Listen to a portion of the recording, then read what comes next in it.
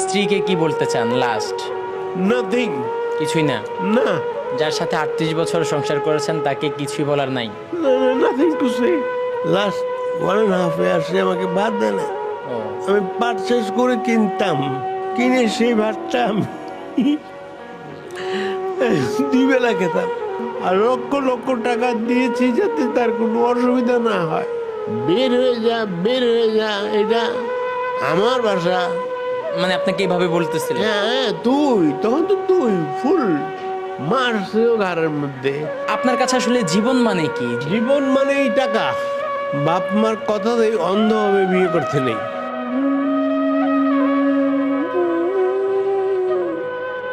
বৃদ্ধ বয়সে একটা মানুষের পাশে যদি তার ফ্যামিলি না থাকে তাহলে তার মতো অসহায় এই পৃথিবীতে আর কেউই হতে পারে না। প্রিয় দর্শক, আমার পাশে যে বৃদ্ধ বাবাকে দেখতে পাচ্ছেন তার নাম খুরশিদ আলম। তিনি রাজধানীর হাজারীবাগ থেকে আমাদের এই প্রতিষ্ঠানে উদ্ধার হয়ে এসেছেন 18/5/2026 সালে। প্রায় 1 মাস ধরে তিনি এই প্রতিষ্ঠানে বসবাস করতেছেন। বর্তমানে তিনি এখানে কেমন আছেন সেটাই জানবো আর জানাবো আপনাদেরকে। আঙ্কেল, জি বল। কেমন আছেন? ভালো আছি। আপনার গ্রামের বাড়ি কোথায়? এটা আমার ব্রাহ্মণবাড়িয়া জেলার নবীনগর থানার মোল্লা গ্রামে। আপনার পরিবার আছে আঙ্কেল? আমার পরিবারের সবাই আছে বলে আমার মনে হয়, কিন্তু তাদের কথাবার্তা আচরণে মনে হয় তারা যেন নাই। আঙ্কেল, আপনার ছেলে মেয়ে কয়জন? ছেলে 1জন, মেয়ে 2জন। নাম কি তাদের? জার্মানিতে থাকে, তার বয়স হচ্ছে 37 প্রায়। নাম আমিনুর রহমান। বাংলাদেশ ঢাকা বিএলের একজন ভালো ইঞ্জিনিয়ার, কিন্তু সে যাবেই বিদেশে আমি মানা করার পরেও। আচ্ছা, আপনার ছেলে ইঞ্জিনিয়ার, সে জার্মানিতে থাকে। আচ্ছা, আর মেয়েদের নাম কি, কি করে তারা? মেয়ে নসিন আঞ্জুম, ও চাকরি করে।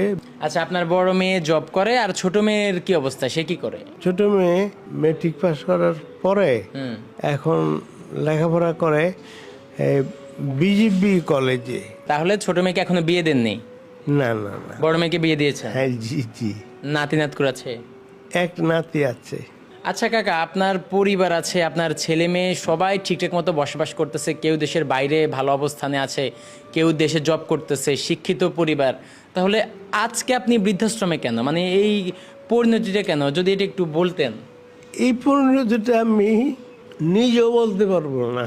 তো মনে হয় আমার ওয়াইফ এর কারণ বিদেশি।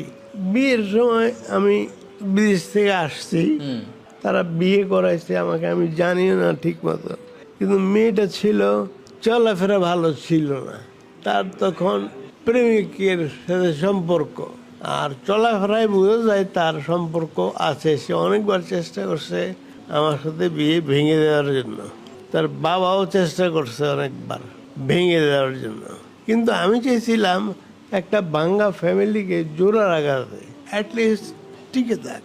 তো এগুলো করতে করতেই এতটা সময় চলে গেছে। তার সাথে আপনি কত বছরের সংসার করেছেন কাকা? 88 মে মাসে বিয়ে হয়েছে। 1988 সালে বিয়ে করেছেন? হ্যাঁ হ্যাঁ, মোটামুটি 40 তো হবেই। আপনার পরিবার, আপনার বউ, আপনার ছেলে মেয়ে সবাই ভালো আছে, ভালোভাবেই তারা তাদের লাইফ লিড করতেছে, জীবনযাপন করতেছে। কিন্তু আপনি শেষ বয়সে পরিবার ছাড়া আপনি বৃদ্ধাশ্রমে।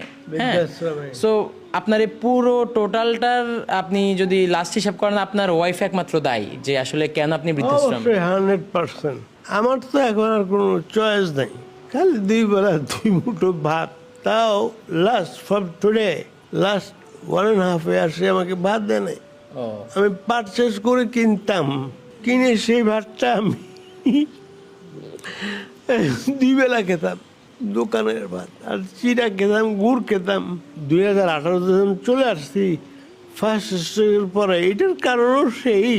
তখন থেকে এই পর্যন্ত কোনো খাদ্য সে দেয় নাই, 1.5 বছর মাত্র। তো আপনার মেয়েরা বা আপনার ছেলে এটা নিয়ে কোনো অ্যাকশন নেয় নাই যে আপনি আমার জন্মদাতা পিতাকে আপনি কেন ভাত দিবেন না? মানে কথা বলতে দেয় না। মানে আপনার সন্তানদেরকে আপনার স্ত্রী মারে মারে। খোঁজ খবর নিলে? হ্যাঁ। তাহলে সেই থেকে আপনার ছেলেমেয়েরা আপনার স্ত্রীর কথা অনুযায়ী আপনার সাথে দূরত্ব শুরু করেছে, আপনার সাথে কথা বলা বন্ধ করে দিয়েছে? বন্ধই করে দিয়েছে, কারণ মার খাবে কি। আচ্ছা কাকা, আপনি আমাকে এটা বলেন, আপনার স্ত্রী যার সাথে আপনি এতটা বছর সংসার করেছেন, দীর্ঘ 38 বছর কিন্তু কম নয়, অনেক বছর, তাহলে সে কেন, আপনি কি এমন করেছেন, কেন এত আপনার সাথে খারাপ ব্যবহার করতেছিল, আপনি ওই যে কি করেছিলেন? বিয়ের আগে যে তার সম্পর্ক ছিল ওইটা ব্লক করে আমার সাথে বিয়ে দিছে। আমি কিন্তু কিছু জানতাম না তখন। All I have been come to know after the marriage. হ্যাঁ, মানে বিয়ের আগে আপনি কিছু জানতেন না? না আমি তো বিদেশ থেকে এসেছি, আমি জানি কি, যতটুকু জানলাম বিয়ের দিন আমার আব্বা যে আংটিটা দিয়েছিল তাকে, সে মেলা মেরে আংটিটা খাটের নিচে ফেলে দিয়েছে। সে বিয়ে করবে না? না, পরে তাকে জোর করে আপনার সাথে বিয়ে দেওয়া হয়েছিল এরপর নাকি? 2টি ট্যাবলেট খাওয়া ঘুম পাড়ানো হয়েছে 2 দিন, তারপর বিয়েটা দিয়েছে। প্রিয় দর্শক, এই বৃদ্ধ বাবার চোখের পানি আসলে সহ্য করার মতো নয়। তার পরিবার আছে, ছেলে জার্মানিতে থাকে, মেয়েরা সংসার করছে, কেউ জব করছে, তার স্ত্রী, সবাই খুব ভালোভাবেই তাদের জীবনযাপন করতেছে। শুধু মাঝখানে এই বাবা বৃদ্ধাশ্রমে।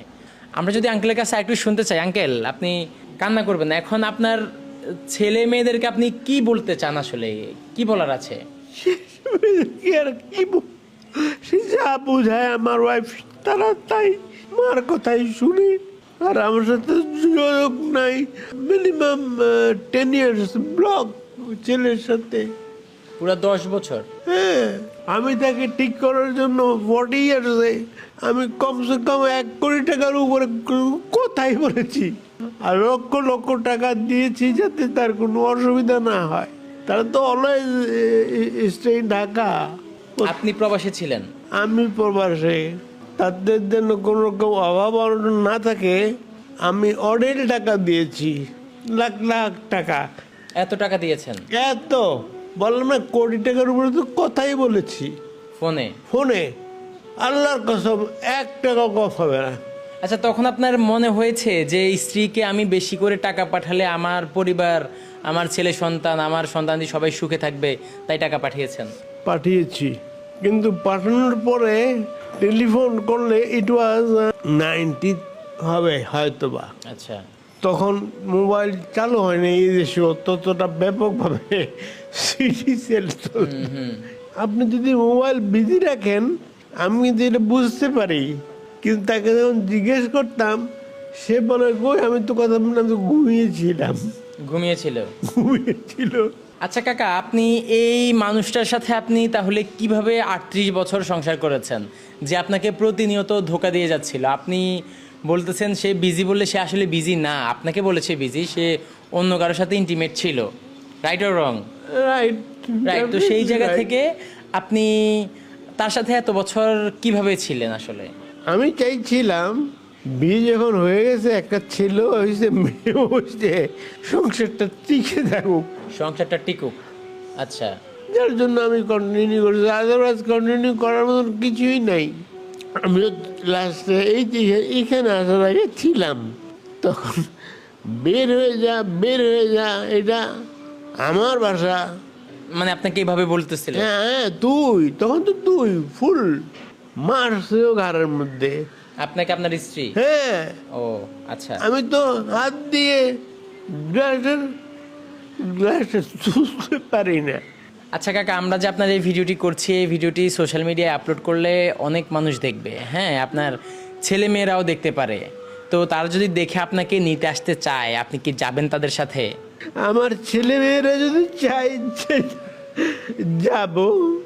ধরেন এই যে আপনি আমার সাথে এখন কান্না করছেন, আপনার ফ্যামিলির কথা মনে পড়ছে, ছেলে মেয়ের কথা মনে পড়ছে, আপনি কান্না করছেন, এই কান্না দেখে যদি আপনার স্ত্রীর মন গলে, যদি আপনাকে সেও নিতে আসে, আপনি কি যাবেন, না কি রাগ অভিমান থেকে যাবেন? I cannot depend on her. বলবে না? I cannot depend. যদি বলেও সেটা সে করবে কিনা আমার সন্দেহ আছে। আপনি ফুল কনফিডেন্ট? ফুল কনফিডেন্ট। এখন আপনি জীবনের একটা স্টেজে চলে এসেছেন, হ্যাঁ, আপনি এখন, আপনার কাছে আমার প্রশ্ন, আপনার জীবনের শেষ ইচ্ছা কি? আসলে মানুষের জীবনের শেষ ইচ্ছা থাকে না, কখন কি হয়ে যায় তা তো বলা যায় না। আমার শেষ ইচ্ছে হলো আমার ছোট মেয়েটা যেন আল্লাহ তাকে ভালোভাবে, তারও আবার ইঞ্জিনিয়ারিং পড়ার শখ ছিল, বুয়েট থেকে পাস করছে, মেয়েটারও শখ বুট পরার, কিন্তু আমার খুব একটা ইচ্ছা ছিল না। তবুও সে যখন চাইছে, আল্লাহ যেন তার মনের আশা পূরণ করে এবং ভবিষ্যৎটা ভালো করে। আমি প্রতিদিন 3 বেলা 4 বেলা 5 বেলা মনে পড়লেই আমি দোয়া করি ছোট মেয়ের জন্য। প্রিয় শুভাঙ্গীগণ, আপনাদেরকে আমি একটা কথা বলতে চাই। এই বৃদ্ধ বাবা আজ বৃদ্ধাশ্রমে। তার একটা সময় সব কিছু ছিল, পরিবার, ছেলে মেয়ে, এভরিথিং সব কিছু ছিল। বাবা আজ বৃদ্ধাশ্রমে। তার শেষ ইচ্ছা একটাই, তার ছোট মেয়ে যেন জীবনে ভালো করে। কি কাকা? রাইট। ভালো করে। জীবনের একটা পর্যায়ে এসেছেন, আপনার ওয়াইফ ছিল, সব কিছু এভরিথিং সব কিছুই ছিল, এখন আর কেউই নেই। শেষ বয়সে আপনি পুরো একা। আমাদের বৃদ্ধাশ্রমে অন্যান্য 8-10 জন বাবার মতো আপনিও এখানে আশ্রিত। তো আপনার কাছে আসলে জীবন মানে কি? জীবন আপনি কিভাবে দেখেন এই বয়সে এসে? জীবন মানেই টাকা, জীবন মানেই টাকা। তাদের ডিমান্ড থাকতে পারে বেশি কম বেশি, কিন্তু ফুলফিল ডিমান্ড দেওয়া উচিত নয়। স্ত্রীর ছেলে মেয়ে সবাইকেই। আমাদের এই তরুণ প্রজন্মকে আপনি একটা মেসেজ দেন যে আসলে স্ত্রীকে বা বিয়ে শাদীর ক্ষেত্রে কিভাবে বিয়ে করা উচিত। প্রথম কথা হলো, বাপ মার কথাতেই অন্ধভাবে বিয়ে করতে নেই, নিজেও খোঁজখবর নিতে হয় মেয়ে সম্পর্কে। আচ্ছা, এরপর বাকি আল্লাহ ভরসা। আপনার ছেলে মেয়েদেরকে আপনি লাস্ট মেসেজ কি দিতে চান আসলে? আমি তো নাই, তারা ভালোভাবে চলুক, বুদ্ধি মাত্রার সাথে চলুক। বুদ্ধি কান তার তো গার্জিয়ান নাই। আপনার স্ত্রীকে কি বলতে চান লাস্ট? নাথিং। কিছুই না? না, যার সাথে 38 বছর সংসার করেছেন তাকে কিছুই বলার নাই? Nothing to say. আপনি এই প্রতিষ্ঠান সম্পর্কে লাস্টে কিছু বলেন। মিল্টন সমুদ্র সাহেব সম্পর্কে আমার কোনো অভিযোগ নাই। উনি খুব ভালো মানুষ, আর খাওয়া দাওয়া যা আছে ভাগ্যে তা ভালোই, মোটামুটি ভালোই চলে, জীবন চলে। প্রিয় দর্শক, আপনাদেরকে এই ভিডিওটি থেকে একটা মেসেজ আপনারা পরিষ্কার বুঝতে পেরেছেন কাকার কাছ থেকে, যে আপনারা বিয়ে করার ক্ষেত্রে সচেতন হন। প্রধানত যে এই মেসেজটা দিয়েছে, আপনারা বিয়ের ক্ষেত্রে সচেতন হবেন। কাকার আজ দীর্ঘ 38 বছর সংসার করার পরে সে আজ বৃদ্ধাশ্রমে। তার ছেলেমেয়েরা কেউ জার্মানিতে, কেউ বুয়েট থেকে পাশ করে ভালো জব করছে, সংসার করছে, কিন্তু কাকা আজ বৃদ্ধাশ্রমে। শুধুমাত্র একটাই প্রবলেম, একটাই সমস্যা, তার স্ত্রী। তার স্ত্রীর এই পুরোটা খেলায় সে আজ পরাজিত। আপনারা সবাই এই কাকার জন্য দোয়া করবেন। আমাদের এই প্রতিষ্ঠানে এই কাকার মতো এমন অসহায় আরও অনেক মানুষ রয়েছে, আপনারা সবাই অবগত আছেন। এই প্রতিষ্ঠানে অসহায় বৃদ্ধ, বৃদ্ধা, প্রতিবন্ধী শিশু, মানসিক ভারসাম্যহীন পাগলি বোন সহ অনেক মানুষের বসবাস। শুধুমাত্র আপনার স্বেচ্ছায় দানের উপর ভিত্তি করে এই মানুষগুলো ভালো আছে। এই মানুষগুলোর শেষ বয়সে এখন আসলে আপন বলতে এই প্রতিষ্ঠানের স্টাফ ছাড়া আর কেউই নেই। তারাই এদেরকে দেখভাল করছে, তারাই খাবার খাইয়ে দিচ্ছে। যারা ওয়াশরুমে যেতে পারছে না, তাদের সব কিছুর ব্যবস্থা তাদের বেডেই থাকে, শুধুমাত্র আপনার 10 টাকা স্বেচ্ছায় দানে। আপনারা সবাই আমাদের এই প্রতিষ্ঠানে আসবেন, এই অসহায় অজ্ঞাত মানুষদের সাথে আপনারা কথা বলবেন, দেখা করবেন। তাহলেই এই মানুষগুলো তাদের পরিবারের দেয়া কষ্ট, দুঃখগুলোকে এরা ভুলে থাকতে পারবে। চাইল্ড অ্যান্ড ওল্ড এজ কেয়ারের আজকের এই বিশেষ আয়োজন। এতক্ষণ আপনাদের সাথে ছিলাম আমি ফয়সাল আহমেদ।